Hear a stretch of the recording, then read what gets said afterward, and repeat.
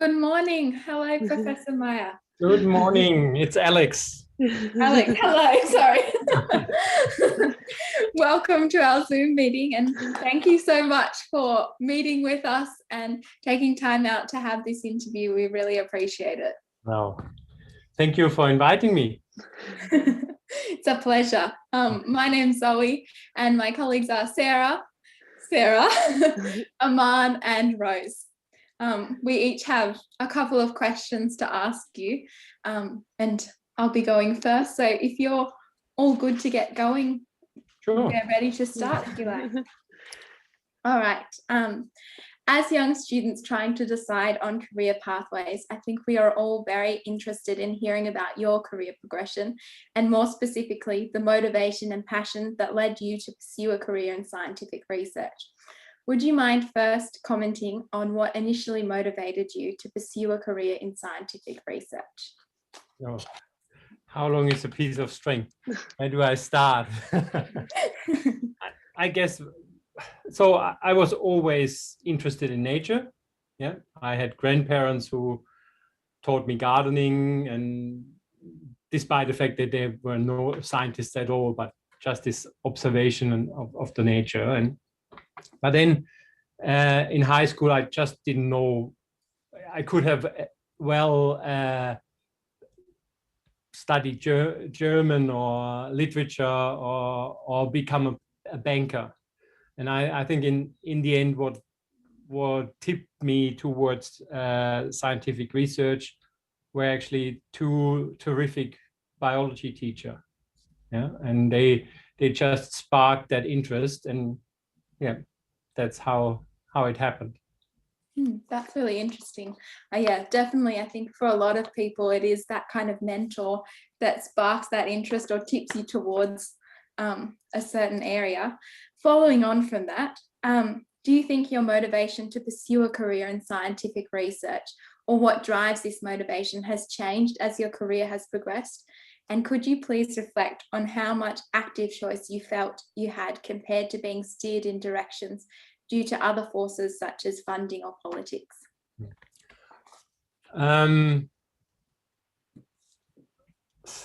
So maybe the second part first. I think we all have choices, yeah, and yes, there are external circumstances. I see crisis or closed doors always as opportunities. At least I try to. And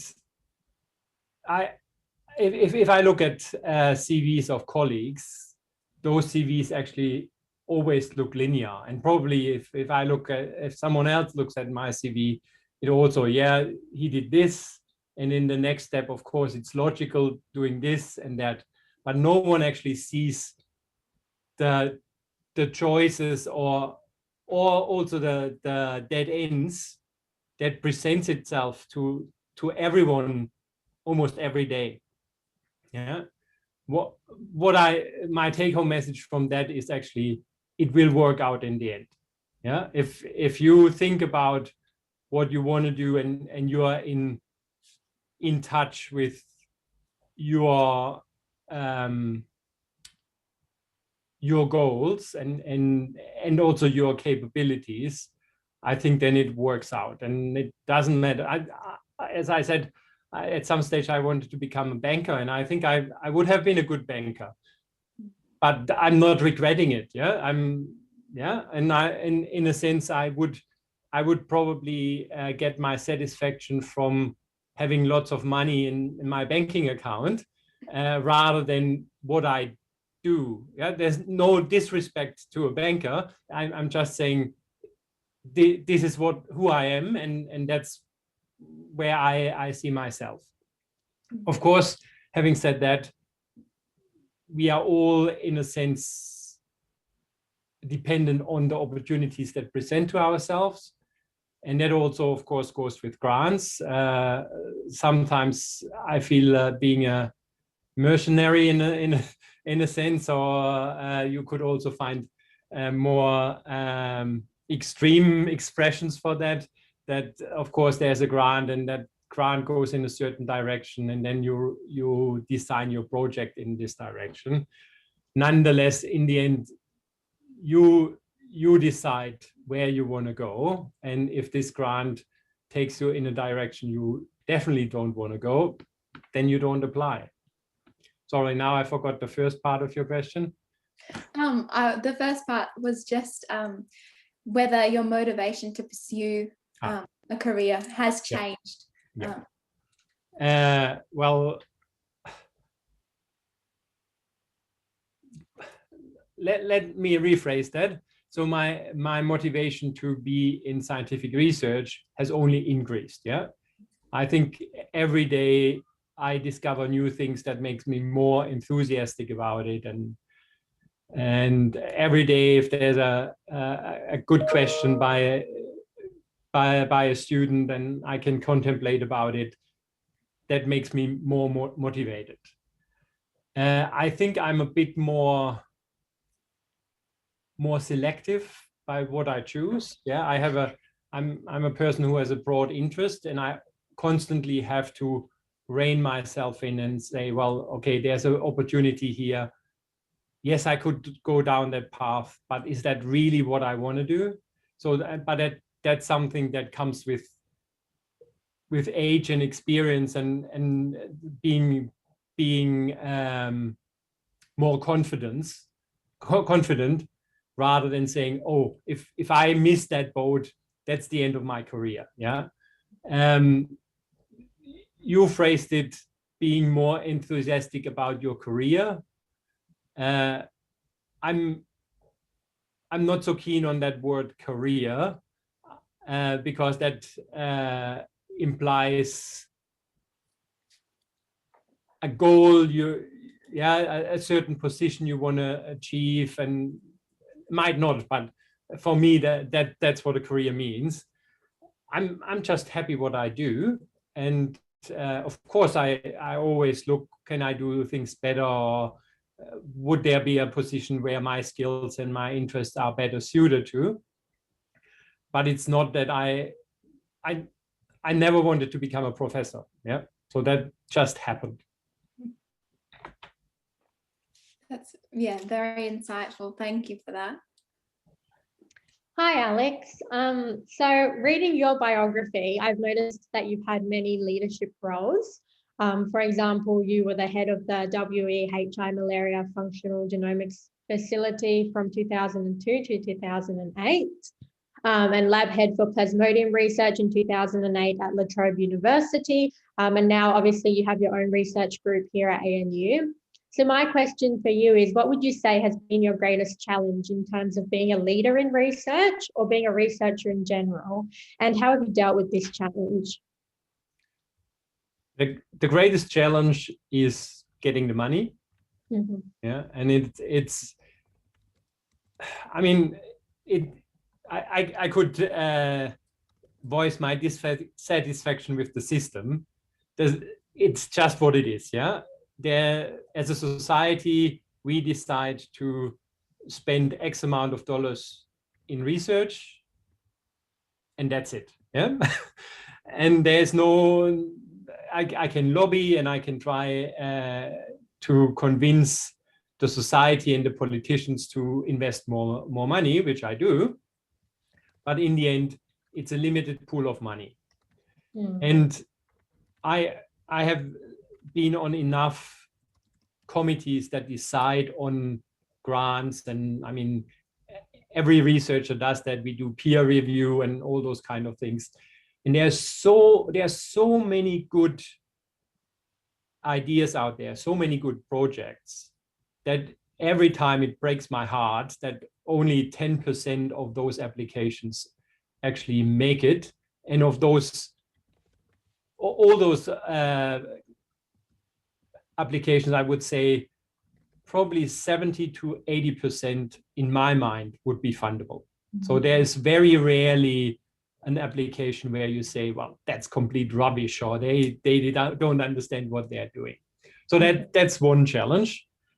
And that's by far the biggest one, because you have responsibility for the people in your team. If I don't get the grant, then they lose their jobs.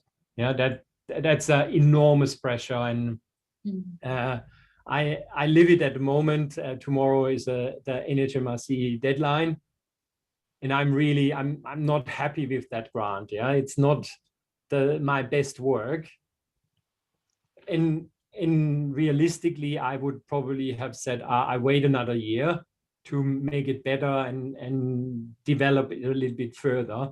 But there is this pressure that also, given what I just said, that a certain amount of, there's a certain aspect of luck. Yeah, if I don't submit that grant, then I certainly will not get it. If I submit it, at least I have a slight chance of getting it. So this is the pressure. And the third challenge is probably, as a scientist, we are educated and trained for being good at the bench,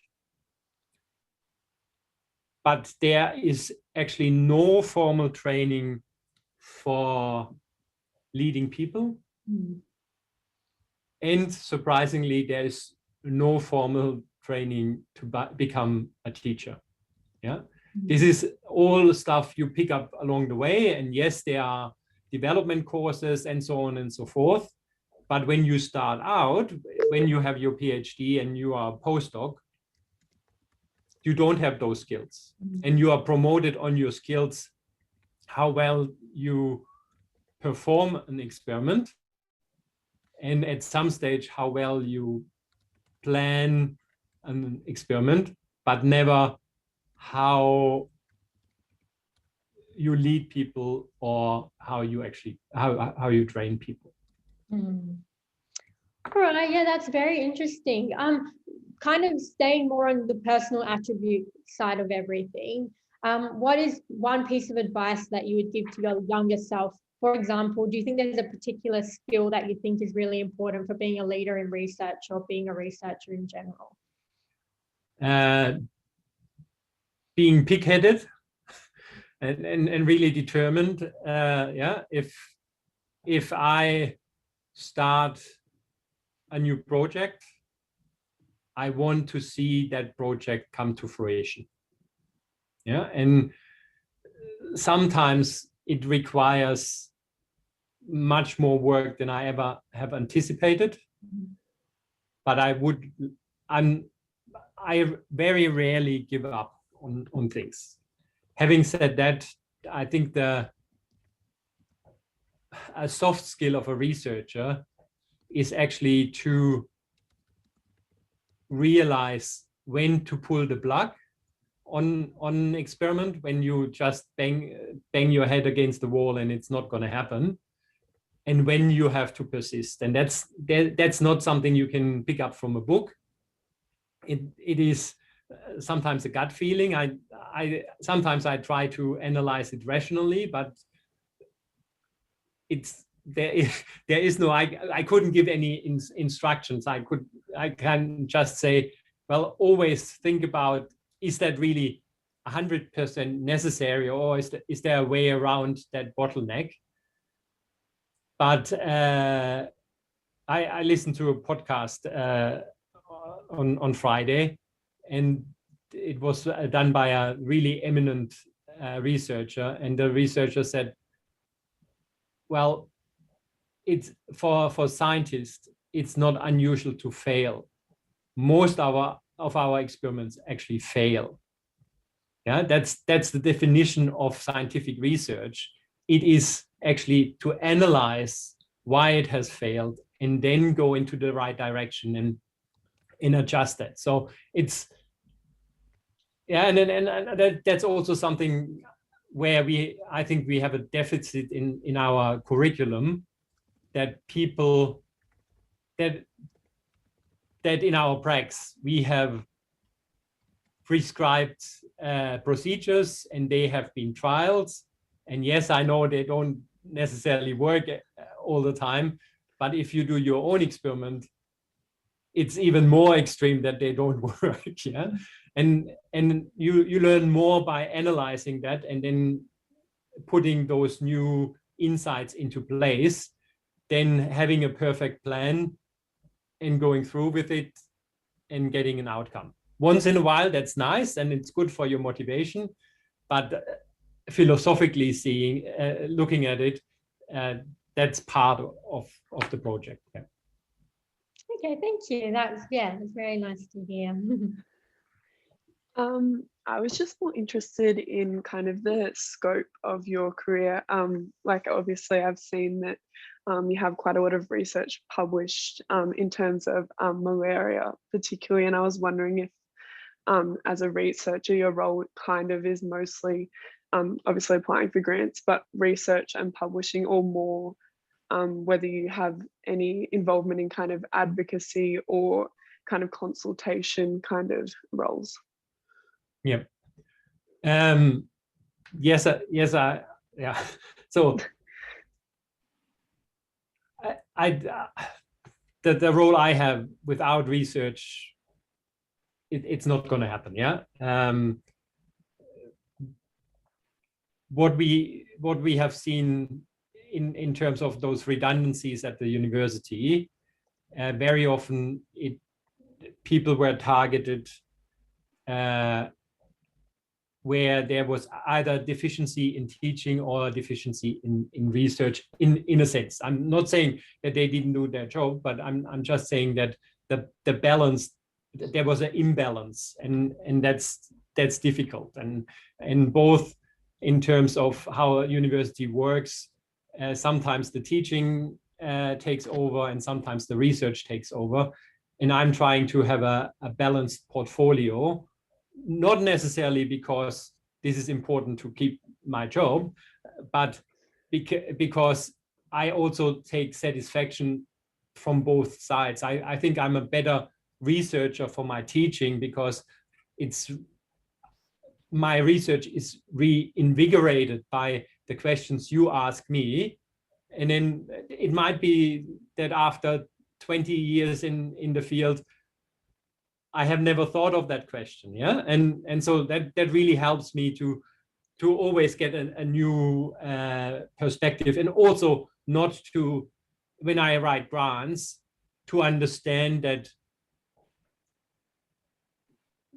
it's not necessarily the colleague next door who also works on the same thing in the last 20 years, but someone who has a general background in biology and is smart enough to understand that grant. So it helped me to become not a subject idiot in a sense. But at the other token, I think it also is enormous beneficial to be an active researcher for the teaching, because that informs the teaching, that informs you know what is important at the moment, and research it, despite the fact that we see this as this independent neutral space. Of course we have fashions. Yeah, we have, I mean, at the moment, if you work on COVID, your Nature paper is almost guaranteed. Yeah, despite the quality of, and again, no disrespect to all those people who do that research, but the reality is that there's an interest at the moment. Yeah, and I had a discussion with a colleague of mine who redirected his work from malaria to COVID. And I said, this is good and that's terrific. But if you look at the numbers, how many people are affected by malaria every day for the last 2,000 years, and you compare it to what happens with COVID, then I think there's a certain bias, because all of a sudden you say, well, this is something that affects me and that's why I'm interested, and I ignore the other people I don't see. So you know what I mean? Yeah. And with the teaching kind of almost being complementary to the research, would you say that kind of from a skills perspective, there's transferable skills across both?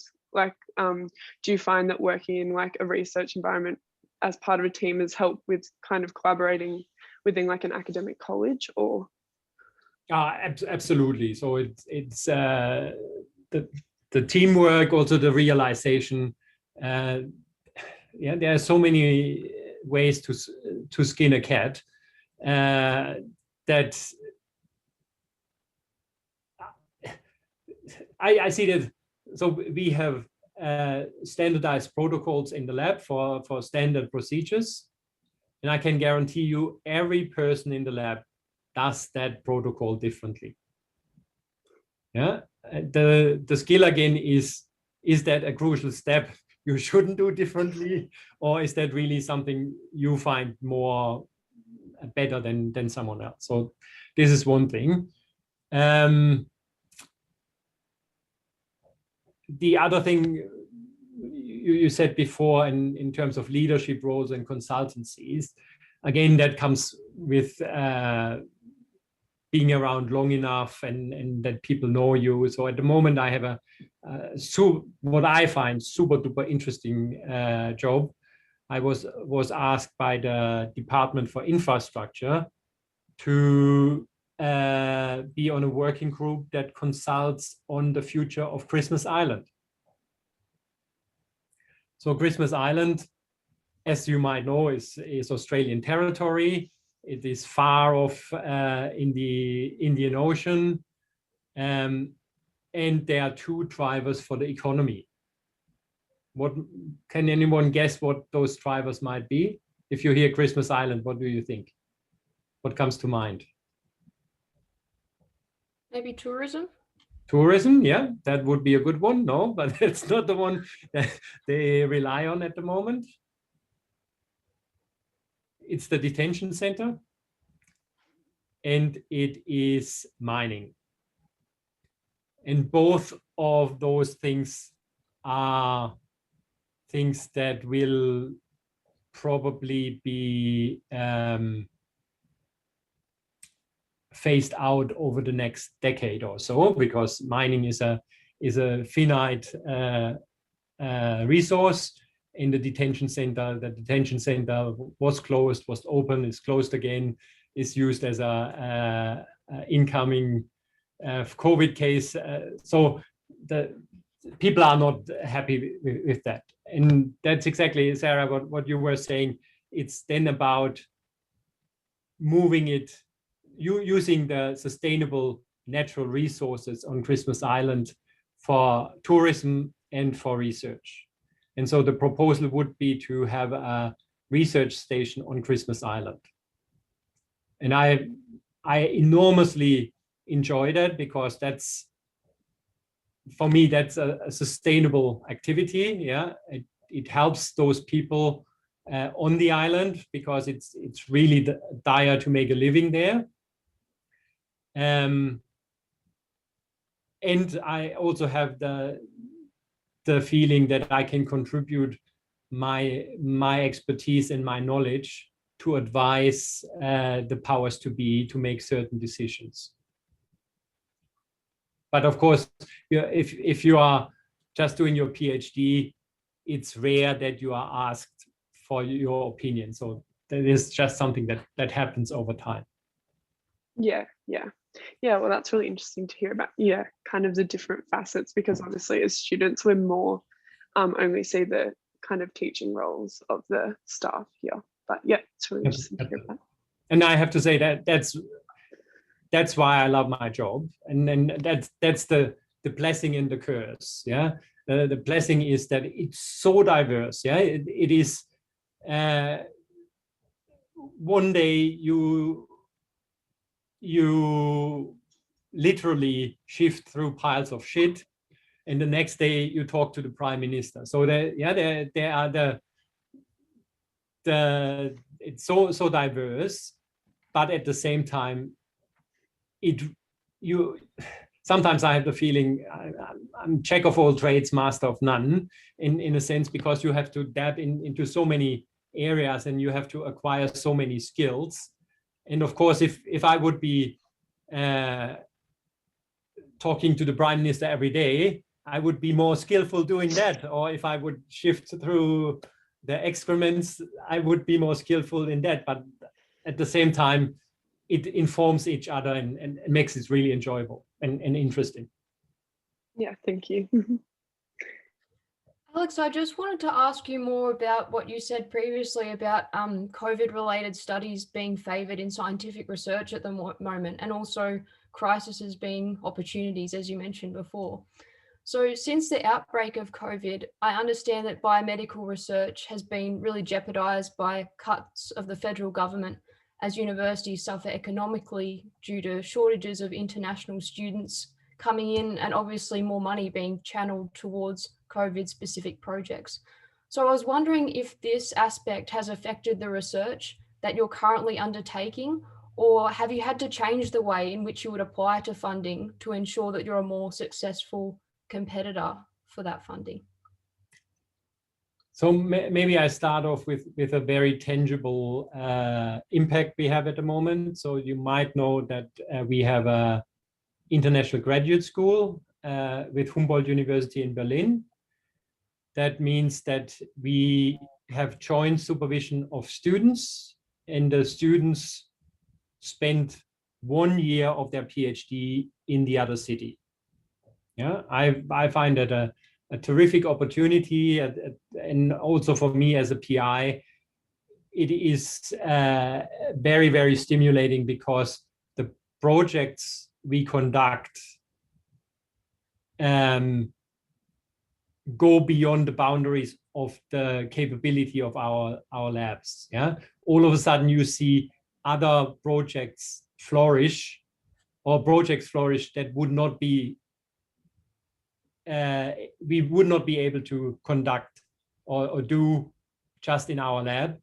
And having a partner makes it the better project and the more diverse project.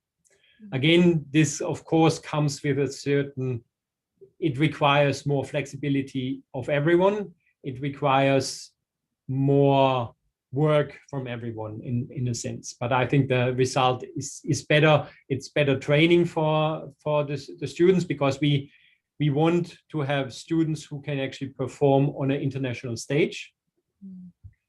But the impact of COVID obviously means that we don't have any exchange at the moment, which for the students who are affected, there is personal hardship, there is uncertainty, people don't know what to expect, when they can travel, those kind of things. And of course, it's easy to say, I spent a year in the other country, but people have families, they have partners, they have dreams, they want to travel, all those kind of things that play a role in all of a sudden there is no certainty anymore. And also, of course, that affects the project, because we have planned certain projects in a certain way. And if we can't do them, then we have to find something else. So another way of coming to the same result in a sense.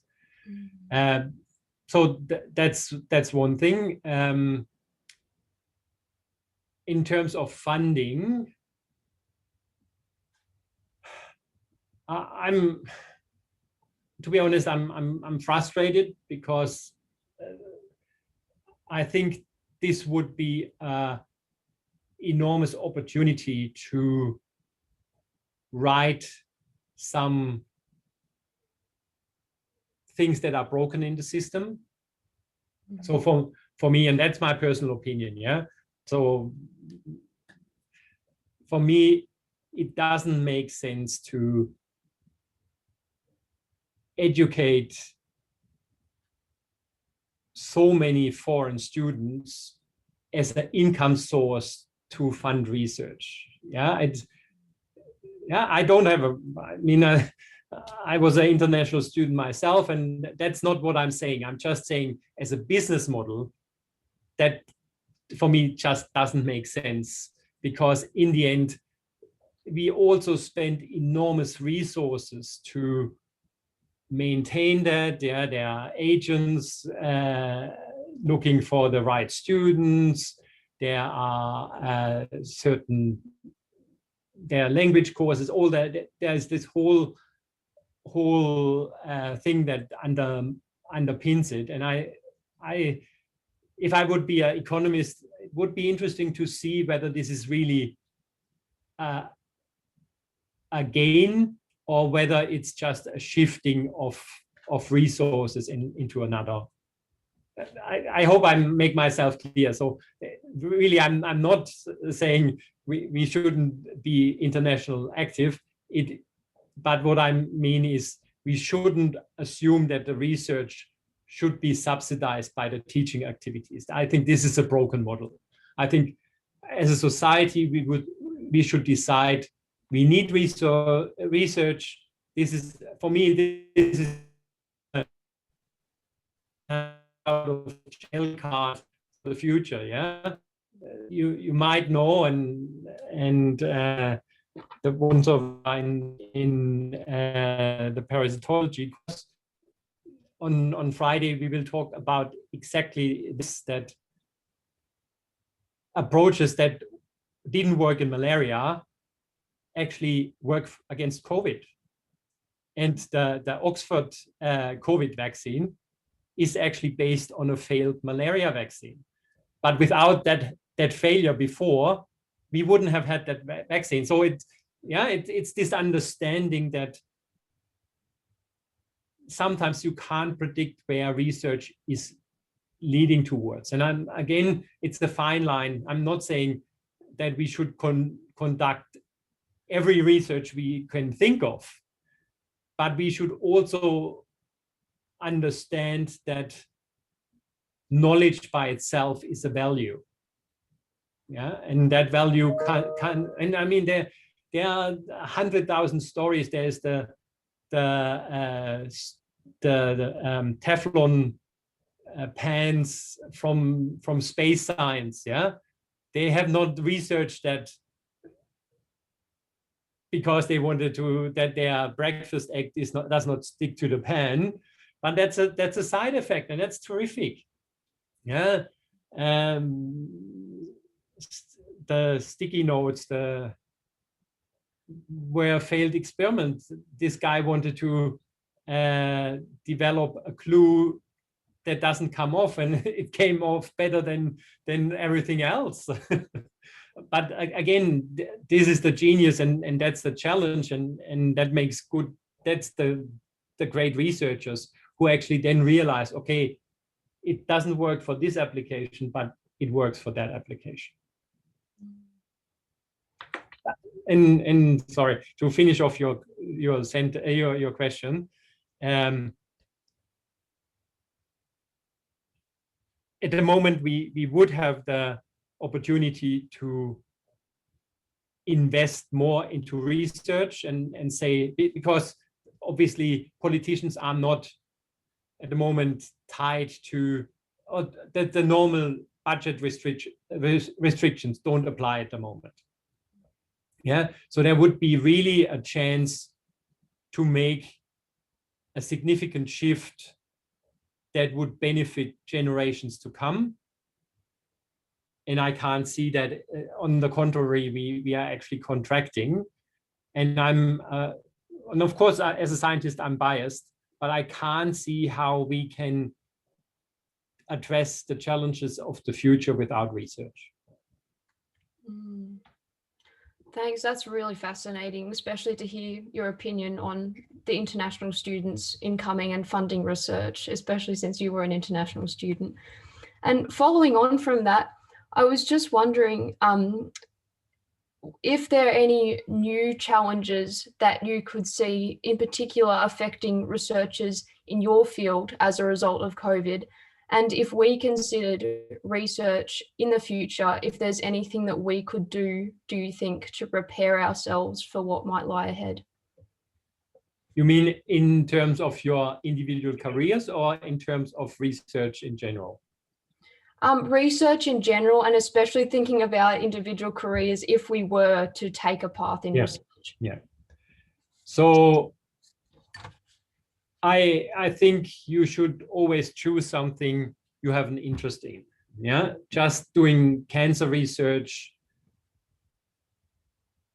because that's the area, you know, is not a good argument. Yeah, and again, there's nothing wrong with cancer research. Yeah, it's important, but I see that I mean, a few of you might decide to go down the medical path, and there's nothing wrong with that. And I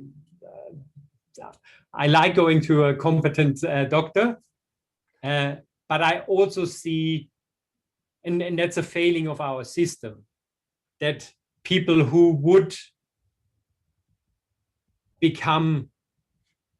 who have the capability of becoming terrific scientists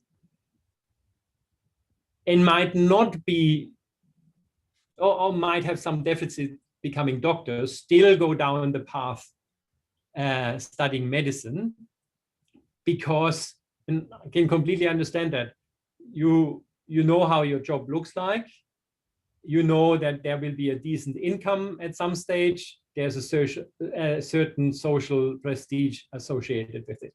Whereas becoming a scientist, all of that might or might not happen. Yeah, I mean, what do I tell my kids what a biologist does? I could easily sit in Africa counting fleas on monkeys, or I spend my days in a laboratory. So it's so diverse that it's really hard. I'm not saying that being a medico is not diverse. It could be the same spectrum, but the public perception is different. So that's why I'm saying, just be true to yourself, yeah, and try things out, yeah. If you don't know what is right for you. So my brother-in-law, he's a pediatrician, yeah, and when he did his internships, he did internal medicine, and then he said, I want to do that. And then he was doing surgery, and then he said, I want to do this. And so, and that's great. Yeah, I'm similar to that. Whatever I do, I find positive things to it. But in the end, it just turned out that he really likes working with children, and that's why he chose that path. But if you don't try that out, and that's the great thing about a university education, you have those. Yeah, again, it's a blessing and a curse. On one hand, you have the feeling, I'm not job ready because I have taken courses in ecology and genetics and maybe Japanese, and what do I do with that? Yeah, but it's you have to remember that half of what you learn in those courses is not the content of the courses. It is a certain way of thinking. It's your time management. It's writing reports. It's amazing. Afterwards, you will realize how, for the lack of a better word, how brainwashed you are, because you have a certain way of approaching things, and you have learned that, yeah, and you make it your own, and you're not thinking about it anymore. So it's like speaking a language. At the beginning, you learn all the grammar and the words, and then you painfully stack them together. And after a while, you don't think about that anymore. And it's exactly the same for university education. Thank you so much. It reminds me of a quote that we went over in first week. I think it was something like, minds are like parachutes. They function better when they're open. Yeah, and it's, I think this is, I mean, I come to work every morning and I think, well, what's on today? And yeah, I'm really excited. And I don't think that a lot of people have that, yeah.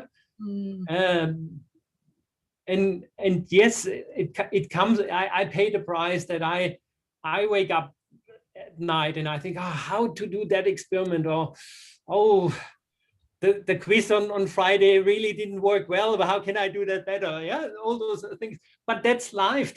That's what I want from my life. I just don't. I don't want to go home at 5 and think, what's on telly tonight. Not that I'm not doing that, yeah, but you know, it's not the purpose of.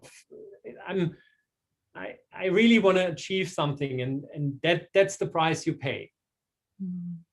And I realize it's not for everyone, but that's how I approach it.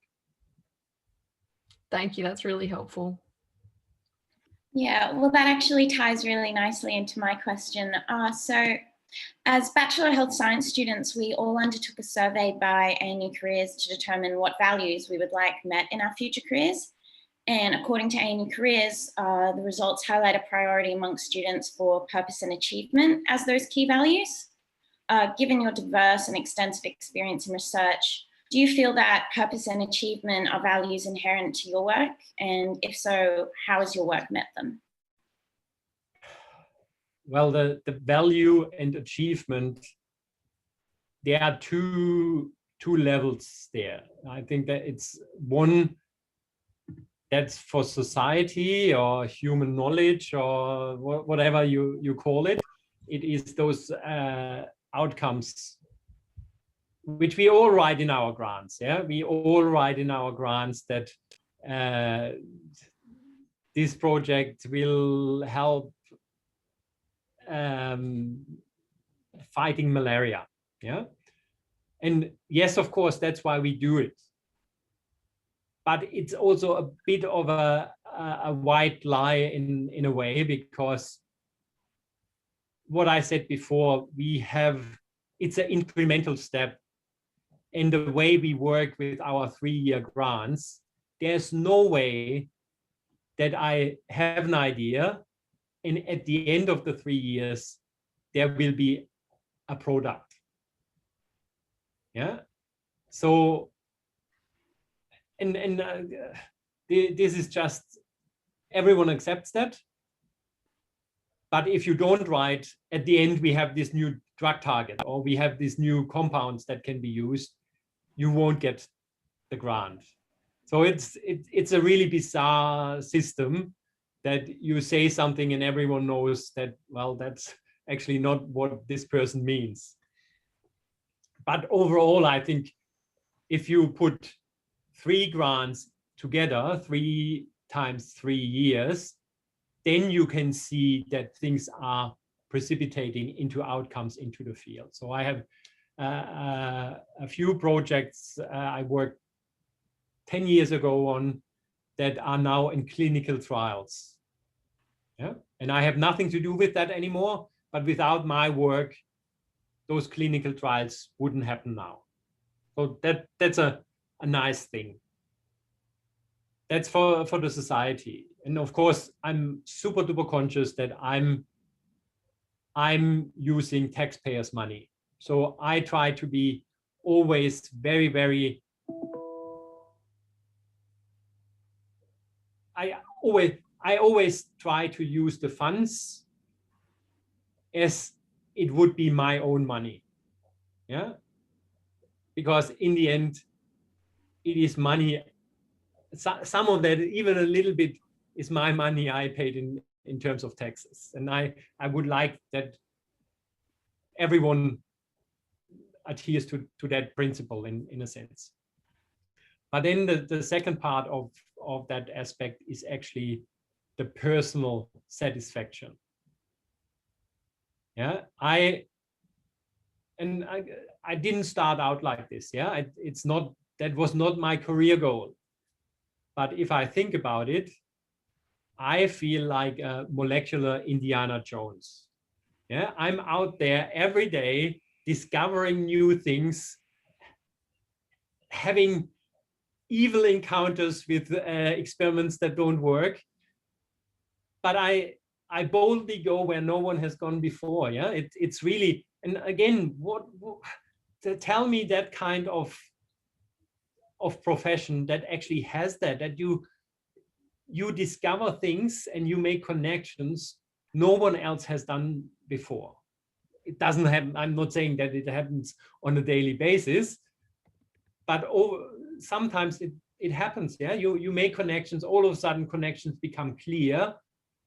no one else made it. And that's, for me, that's satisfactory, because it gives me purpose. Yeah, if I would not have made that connection, maybe someone else might have done that, but I made them. Yeah, so that's my contribution, and that gives me really a great satisfaction. Or in terms of teaching, sometimes I really struggle to get my point across, and then I realized I dug myself a hole, and I made it even more murky than it was before, and all those kind of things. So that's one thing. But on the other hand, I really flourish on those moments when I realize there's the light bulb going on. Yeah, that before there was confusion, and in my little way, I try to convey a certain concept or a certain perspective or a certain connection through my teaching. And that, again, gives me enormous pleasure and satisfaction. Right, yeah, absolutely. I can 100% see how that could be the case. Just to wrap up, because I know we're short on time, do you think that the way these values of purpose and achievement have been met in scientific research is likely to change with time, given Australia's changing national health profile, you know, COVID-19, digitization, and all these scientific trends? Okay, that's a question I could talk about for days, probably, but shortly. So on the weekend, I was talking about those consultancies. So one other job I have, I'm a research ambassador for the German Academic Exchange Service, and the motto is change through exchange. So they spend €1 billion per year of exchanging students, exchanging researchers to achieve better training outcomes and better scientific outcomes. Yeah, and so at that meeting, we were talking about how the funding programs look at the moment due to COVID, because no one can travel. They have that €1 billion to spend. How do you spend that? And so they shift a lot into support of digitalization and collaboration in the digital space. And I said, well, this is great. I can see that, and that's valuable. However, if it replaces the face-to-face interactions, then it's the wrong way. Because at the moment, as a crisis measure, no question asked. But in the long run, I think it is important to go to other countries, to go to other labs, experience how they actually function, and also in terms of techniques. Yeah, what I can exchange in a digital format is not very different from what I can share in a publication.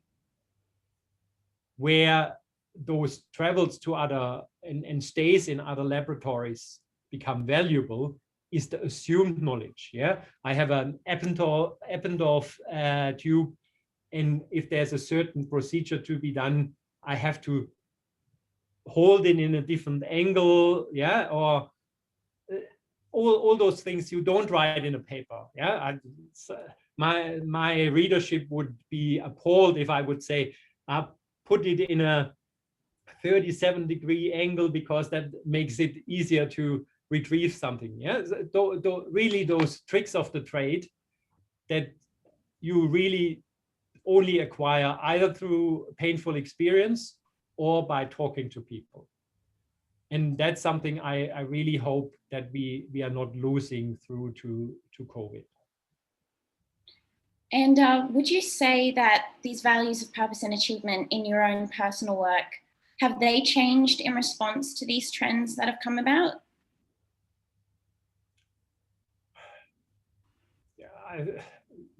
Again, I so I really struggled last year because the the parasitology course last year was completely newly designed, yeah, and it was the first year we wanted to run it, and we had 3 weeks of semester, and then COVID hit, and everything had to be redesigned and redone. It was an enormous. It was literally 12 to 14-hour days to make it happen and put it into that format. On a positive note, some of those resources that were generated there, I benefit now that we are back to the face-to-face. So it was not really wasted in a sense, and it also made me probably make things a bit more clearer than they would normally be. However, I certainly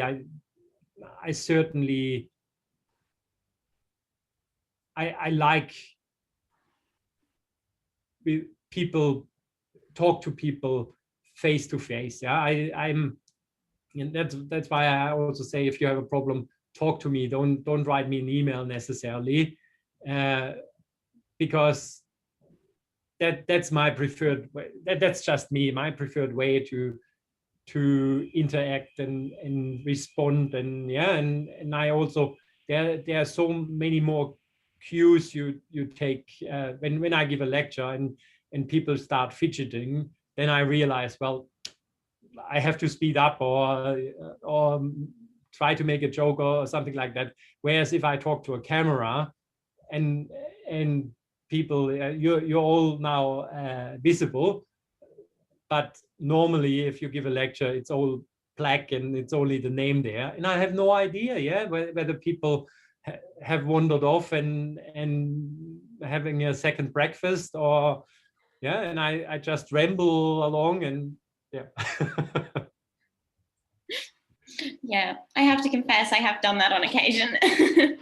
I do that myself. Yeah, it's not, yeah, I walk every day in your shoes. Yeah, I take courses, I'm listening to seminars, and sometimes after 5 minutes I think, well, what am I doing here? Yeah, and then I start doing other things. I'm in the fortunate position that very often at the end of my activities there's no assessment, so that's a slight difference, but otherwise I know exactly where you're coming from. Yeah. Do you mind if I ask one more question, just relating back to the beginning, when you said you hadn't necessarily ever intended to become a professor, and obviously now that makes up quite a big part of your sense of purpose and your satisfaction in your job. I just wanted to follow up and work out how you kind of transitioned into becoming a professor, whether that happened as a function of your research position or. Okay. Yeah. So when I did my PhD, afterwards I wanted to go into industry. Yeah, but I wanted to stay with parasitology, and there were only a handful of companies that will actually do research in that area. And I actually had a job lined up and a job offer to join Merck Sharp and Dome, but I realized that the freedom of what you can research is not there, and the researchers there, they actually said, if you then want to go back into academia, it is much harder, because normally you don't publish when you are in a company, and then what do you show for your, what do you have to show for yourself? Yeah, so I took that, and they said, do a postdoc first, and then if you are still convinced that you want to go into industry, then do this. So that was the first watershed moment. Then I did my postdoc at the Walter and Eliza Hall Institute in Melbourne, and the the group leaders are not professors normally. Yeah, they have appointments with the Uni Melbourne as professors, but they don't work as professors. And I really saw my future in that institute because I really, really liked working there. I liked my work. And therefore, that was not an option for me. Yeah? So that was not a career goal to become a professor. And then I had an honorary appointment with La Trobe. And as part of that honorary appointment, I started teaching. And then I realized, oh, I really like teaching. I would hate to be a full-time teacher, but having that balance, what I said before, I think that's really something for me. And then that started me drifting towards the normal academic pathway.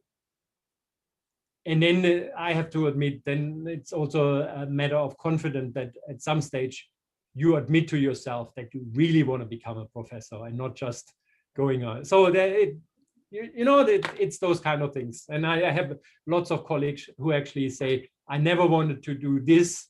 And then 10 years later, they are exactly in that position. And you realize that's what they wanted to do, but they just didn't want to admit to other people or to themselves in case they wouldn't make it. Thank you. Yeah, that's very insightful. It's one of the favorite things I've had in doing this sort of course is hearing the progression that people have in their journeys, like going from different jobs and how people make choices actively or passively, how that comes about. So thank you for sharing that. Thank you for asking. And that's exactly, I mean, that's the teaching aspect. That's, I have 2 teenage kids, and I'm really frustrated at the moment that I can't share my life experience because they won't listen. And yeah, and experiences you have to make yourself. So that's all good. But as a university teacher, you normally have students, some of you actually listen. And again, that's a satisfaction. Whether you take that advice or not, that's up to you, and that's your responsibility. But at least I'm under the illusion that I can help a little bit to make your way. Yeah. Okay, I think you have now classes. Yes, back into it. Yeah, so thank you so much for joining us. And yeah. Thank you, and I hope it was a little bit of an insight into my brain. Yes, definitely. Okay, thank you. Take care. Bye. Bye.